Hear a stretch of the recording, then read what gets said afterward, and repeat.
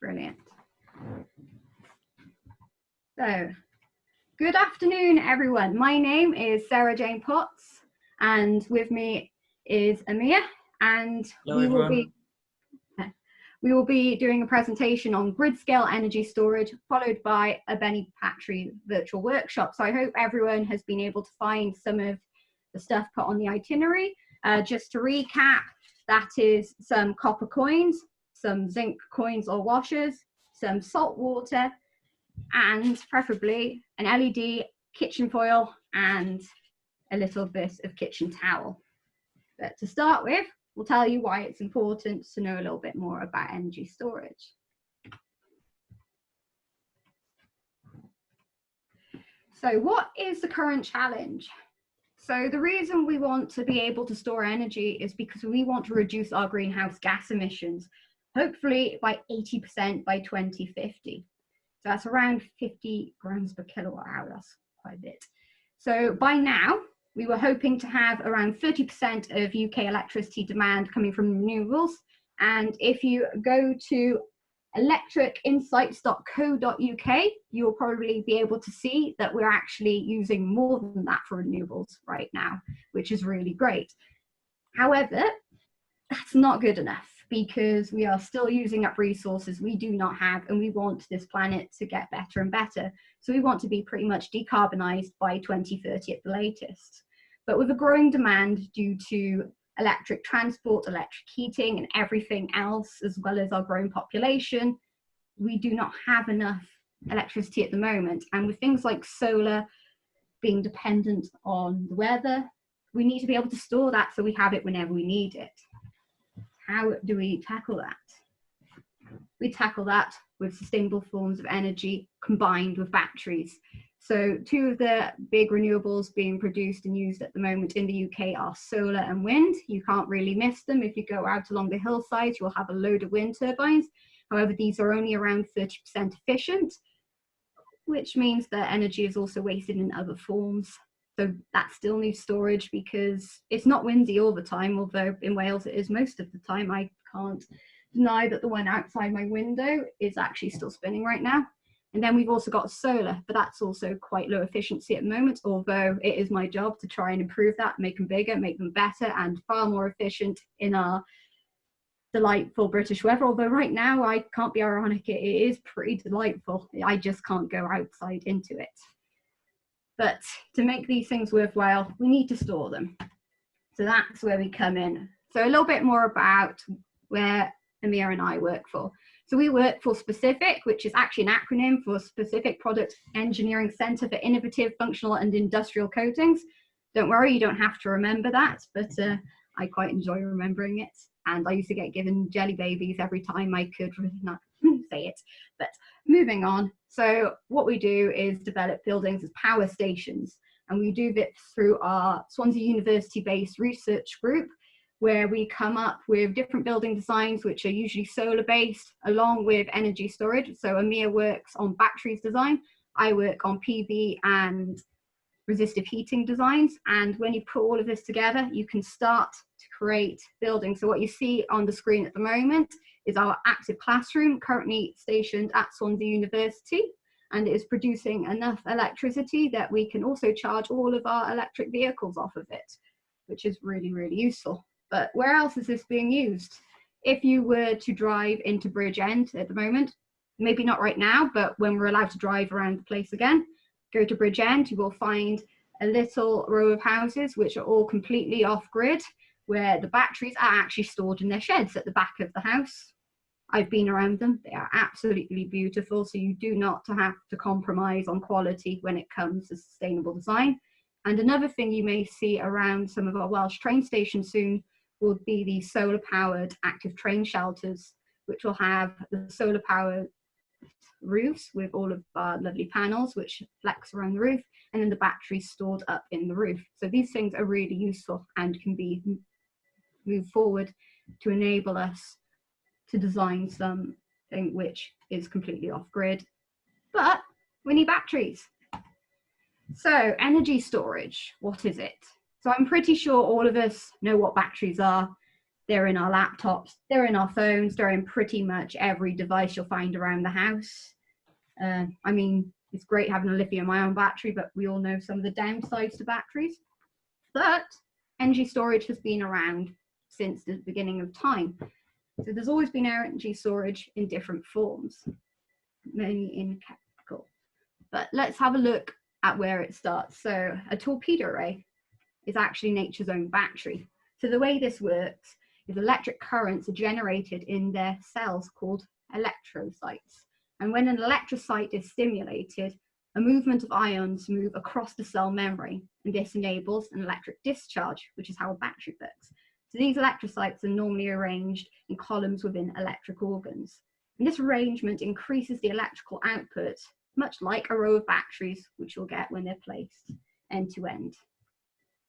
But moving on, so looking at some of the early battery designs, this is voltaic pile, and this in essence is what we'll be making today. So it just involves a pair of electrodes, one being positive, one being negative, with an electrolyte in between, and when you allow the charge to pass through, you can generate energy. So this is our first one. This was created in 1799. And for our example, we'll be using copper and zinc electrodes in saltwater electrolyte. So if you haven't got it to hand now, maybe find a little bit of time whilst we're starting the practical to get to hand. I'm pretty sure most people will have some coins at home, have a little bit of salt lying around, just mix it together in a bowl, and we'll be able to make these for ourselves. But moving on, the issue with voltaic pile was not only was it pretty damn large, it was also not rechargeable, which I mean, imagine carrying something around strapped to your phone and having to replace it all the time. Nah, not my way. So moving on, we have lithium-ion batteries, which are really great rechargeable batteries. Although some people, if you've been on YouTube and typed in things like Samsung phone exploding, you will know that there have been issues with such designs in the past, as they can be a little bit on the flammable side. However, most modern designs are substantially less flammable and less likely to require being thrown out the window very quickly. I've only ever had one phone I've had to throw out the window very fast, and I will hopefully never abuse a battery again after that. So let's have a look at some early designs. So batteries haven't always been these lovely slimline things which you can just shove in the back of your phone. They were these big clunky things. So starting with capacitor Leyden jar back in 1745, moving on to the Grove voltaic cell. Grove's pretty great, mainly because it comes from Swansea, not that I'm biased. And then moving on to a design a little bit closer to what we know today, which is the 1 volt defined by the Daniell cell, and that was in 1836. However, luckily, most of our batteries don't look like those anymore. But how do they work?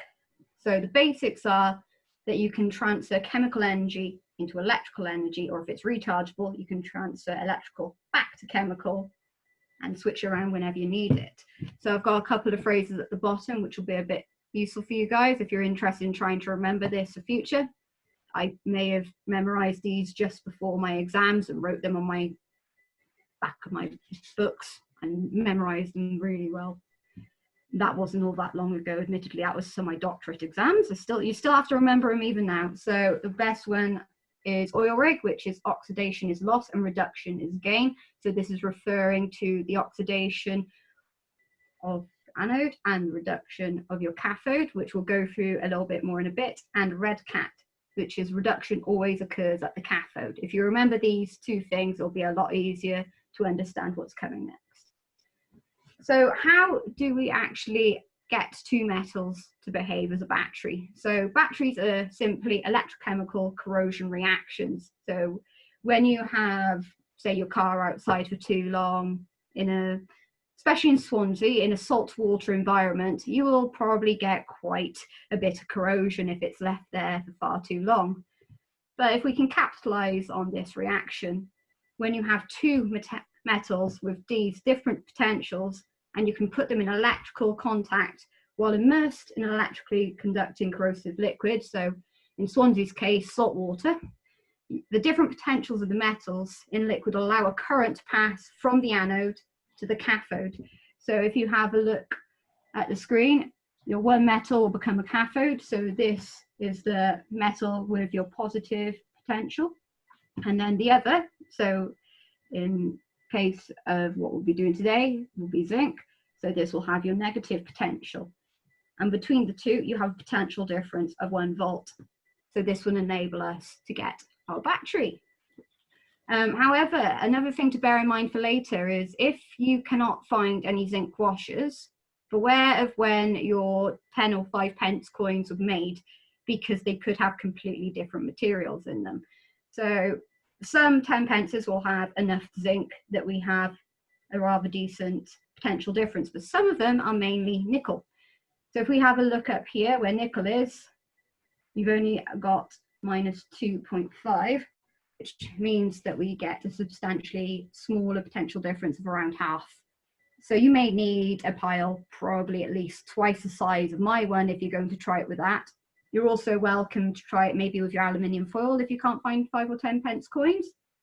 But one thing to bear in mind with that is it can oxidize. And the issue with it oxidizing means that we're not going to be able to get it to actually oxidize during the process, as it's already a bit useless. So bear that in mind. Do not be disheartened if you can't get your LED to light up immediately. That might be the reason. So we will troubleshoot that when we come to the workshop. So what are the components of a battery? So as I mentioned, we have our 2 electrodes. These are the anode, which is your negative electrode, and during charge it will oxidize. It will oxidize during discharge, whereas the cathode will be your positive electrode, and that will be reduced during discharge by taking in the electrons which are given out from the anode. So, but to enable this passage, we need an electrolyte. So in this case, we will be using salt water, which means that we have an ionic conductor to enable the ionic transfers charge between the anode and cathode. So there is an example of where you can get batteries when you really don't want them. So I'm going to give you a hypothetical scenario, and I won't tell you where this occurred, but it's kind of real. So there is this underground tunnel somewhere in the world, which was recently electrified. And there was a little bit of a problem because they had 2 materials which were rather different on this scale and had quite a lot of electric potential between them in a saltwater environment. And they were very surprised when suddenly parts of their tunnel started rusting within a few months. So guys, always beware. You can make a battery even when you're not expecting it. If you do a bit of research, you might find out what I'm referring to. So yes, anode, cathode, electrolyte, and we're good. And what we'll be making today is a cell. So this is one set of electrochemical couples. Battery is when we have more than one, which can either be put in series together to boost the voltage or in parallel to boost the current. So we're making a primary battery today, which is non-rechargeable, but most batteries these days which are useful to us are secondary batteries, so rechargeable ones, like your mobile phone, like your laptop, like everything which doesn't require batteries that you have to check out all the time, which is really good. So how does this work? So we have 2 stages in batteries. We can either have them discharge, which is what's happening when we're giving out energy, or we can have it charging, which is what happens in the case of recharging a rechargeable battery or storage cell. So in the case of discharge, you will have the electrons flowing from the anode to the cathode, with the negative ions going towards the anode and the positive cations going towards the cathode. And then this will flip in terms of where it's going. So it will go towards, in this case, it will be the copper will become the cathode instead of the anode if it were rechargeable, I wish. And then your nickel will become the anode. So one thing to probably figure out from this is it always goes from the anode to the cathode. But let's go a little bit more into detail, as I think that's a bit rough. So in the case of discharge, what's happening? So we have our electrons flowing from the anode, which in this case is your copper.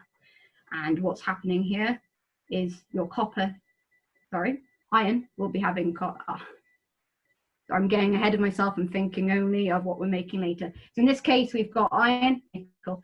So your iron is going to be oxidized, which will allow it to give out electrons. These will be transferred through your electrolyte and then accepted by your cathode, which in this case is nickel. So what you're getting here is your anode being oxidized and giving out your electrons, and then the cathode accepting those electrons and reducing the material. Whereas when we have it charging back, we have it reversed, but always flowing from the anode to the cathode. So in this case, you have an anodic reaction happening with your nickel, and you have a cathodic reaction happening with your iron. So the iron was reduced and nickel is oxidized to enable it to go back to being able to emit more power. So we have two examples today. The first one, I thought we probably wouldn't do because at the moment we're already having an issue with getting food in the supermarkets. But in the future, when there isn't a pandemic, if you have spare lemons, you're more than welcome to try making a lemon battery as well, which works in a very similar way. But in this case, the lemon juice is your electrolyte, and your copper and your zinc are still your electrodes. So those can also light up an LED. But today we're going to try making it from what I hope you will have around the house. So the penny battery, which is also known as the voltaic pile, will be made up of copper coins, some zinc washers or coins, and then your salt water, and then some tin for your bottom electrode, and your kitchen towel, which is looking a bit like a ghost in my image right now, to soak up all of your electrolyte. And then hopefully, if you have them lying around, an LED to prove it works. If not, we'll find an alternative. So as with the voltaic pile, we will have it assembled so that you'll have groups of your positive electrode with your negative separated by the electrolyte, and then you'll stack them when on top of each other. So just quickly acknowledge, thank you to the university and Dr. Mabbott for letting me use some of his stuff for this. But now, if we switch to my screen, I will give you a quick demonstration of how you're going to do this. So don't worry, we will do it with you during the actual practical. This is just going to be me giving you a demonstration of how to do it step by step. So if we push the screen down to show everything below me, what we're going to need is to get some aluminium tin foil, place that down, and this is our bottom electrode. And now we're going to work up to make our cells. So we'll start with our zinc at the bottom. And then if I get my salt water, so as you can see here, we've got quite a lot of salt, so you can still see the salt crystals. You need really, really salty water. So please do not drink this. It is not good for you. Then we will get a little bit torn off from our kitchen towel. Soak this in the salt water. Try and dry some of it off because we don't want it dripping between our piles. Place it on top of the zinc and then put our copper coin on top. Another thing to note is I'm using rather shiny coins which have been cleaned in vinegar beforehand. The reason being is because if they're nice and shiny and clean and they haven't got an oxide layer on top, you've got a better chance of producing better current. And so I'm going to do this a few times in a row. Filled up my pile.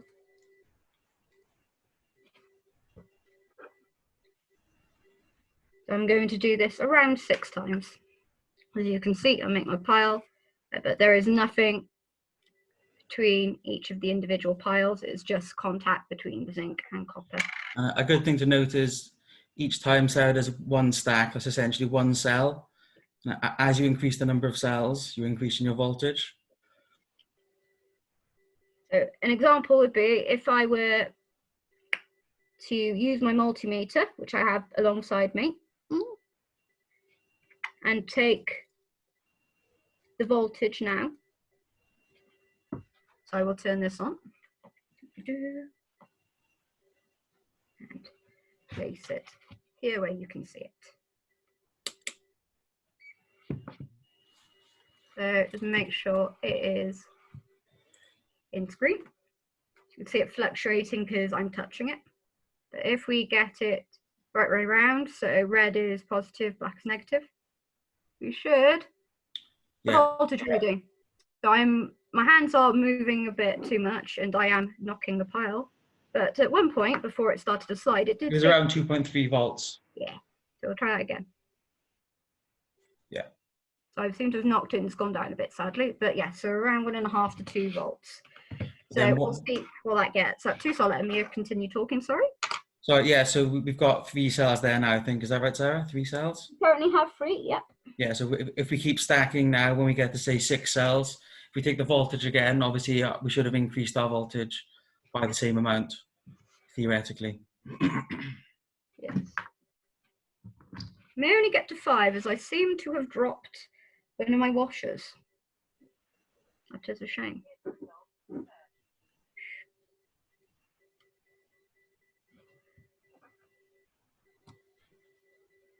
And then we'll be able to make one more because I can't find my other washer.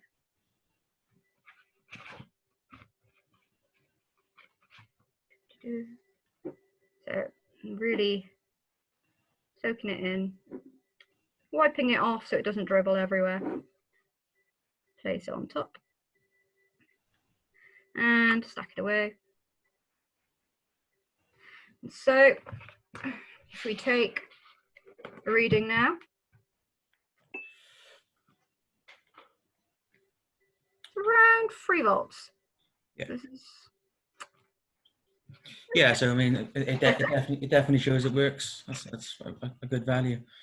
It's a little lower than what I'd like, but if I push it down, hopefully you can just about see this is actually lighting up. Yep. So I'll take it off so you can see it without being up. That's it now.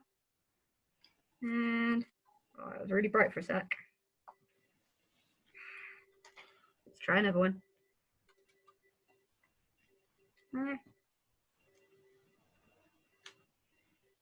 Yes, it does help to have multiple LEDs to hand just in case they start to die. But if you only have one, that is more than fine. Oh, that was really bright for a sec. I think they're mocking me. Come on. There. People see that? I don't know. My finger was on top of it. Yeah, you can see that. Just about see it. All right. I'm going to try it twice more with other ones. If anyone's got any questions on that, guys, as well, don't be afraid to ask in the chat. We can go over anything you want. So that is probably the end of the demo. Yeah, if you can end record. Oh, when did you end record? Want me to stop? Hmm? Can we stop recording? Oh, yeah.